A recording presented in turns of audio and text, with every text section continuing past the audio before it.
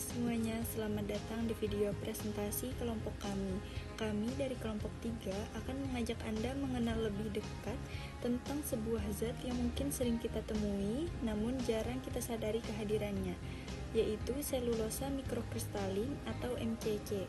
Jadi, apa itu MCC? Selulosa mikrokristalin atau disingkat dengan MCC adalah bentuk murni dari selulosa yang kita dapatkan melalui proses hidrolisis parsial dengan asam. MCC merupakan salah satu turunan selulosa yang saat ini banyak dikembangkan karena memiliki sifat yang stabil, aman, dan sangat bermanfaat dalam berbagai industri. Definisi MCC adalah bentuk murni dari alfa yang dihasilkan melalui proses hidrolisis parsial menggunakan HCl. Proses ini menghancurkan bagian amorf dari selulosa dan menyisakan bagian kristalin, sehingga menghasilkan partikel halus berbentuk serbuk putih. MCC memiliki tingkat kristalinitas yang tinggi, bersifat stabil, tidak reaktif secara kimia, dan tidak larut dalam air maupun etanol. Karena keamanannya, MCC sering digunakan sebagai bahan tambahan pada berbagai produk komersial, terutama di industri farmasi. Di sini saya akan menjelaskan tentang karakteristik MCC. MCC ini memiliki beberapa karakteristik yang khas yang membuatnya lebih unggul dibandingkan dengan selulosa biasanya. Nah, di antaranya itu ada berwarna putih, tidak berbau, tidak larut di dalam air, ukuran partikelnya sangat kecil, atau bahkan berukuran mikrometer. Juga stabilitas secara termal, tidak mudah rusak karena panas, tingkat kristalinitasnya juga tinggi, sehingga memiliki kekuatan mekanik yang baik. Membuat karakteristik ini sangat cocok digunakan sebagai bahan tambahan atau pengisi dalam berbagai produk yang ingin dibuat dengan menggunakan bahan MCC tersebut. Tahapan produksi MCC. Proses produksi MCC dilakukan dalam beberapa tahap utama. Yang pertama adalah delignifikasi atau pretreatment. Pada tahap ini, bahan lignoselulosa seperti limbah pertanian direndam dalam larutan NaOH. Tujuannya untuk menghilangkan lignin dan hemiselulosa, sehingga hanya tersisa bagian selulosa. Tahap kedua adalah pemutih atau bleaching, menggunakan NaOC untuk memutihkan dan memurnikan selulosa agar kualitasnya meningkat. Tahap ketiga yaitu hidrolisis asam menggunakan HCI encer.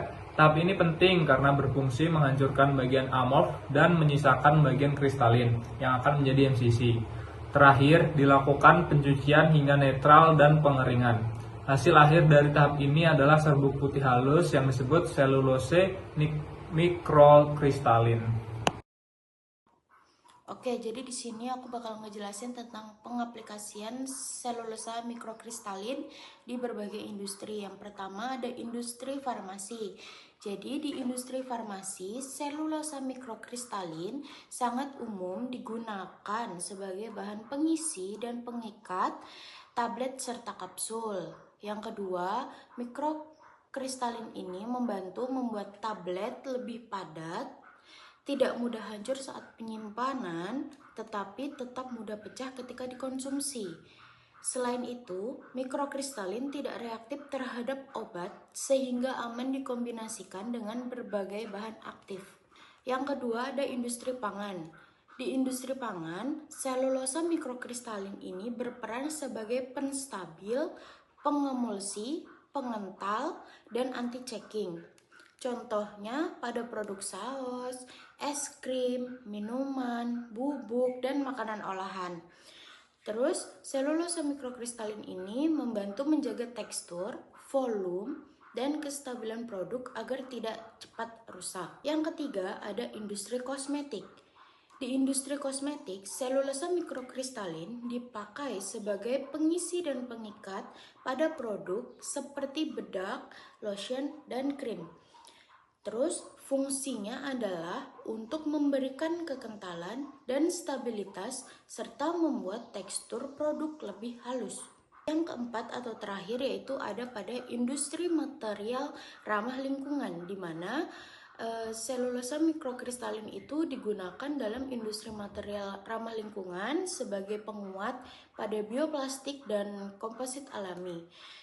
Dengan selulosa mikrokristalin, plastik biodegradable bisa menjadi lebih kuat secara mekanik tanpa mencemari lingkungan. Baik, itu saja pengaplikasian selulosa mikrokristalin di berbagai industri. Baik, selanjutnya ada keunggulan MCC. Beberapa keunggulan dari MCC antara lain, yang pertama, terbuat dari bahan terbarukan seperti limbah pertanian. Yang kedua, bersifat biodegradable dan tidak toksik. Yang ketiga, tersedia melimpah di Indonesia sehingga berpotensi mengurangi ketergantungan impor.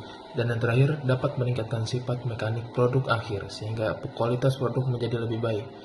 Dengan berbagai keunggulan ini, MCC menjadi salah satu bahan potensial yang sangat menjanjikan untuk dikembangkan di masa depan.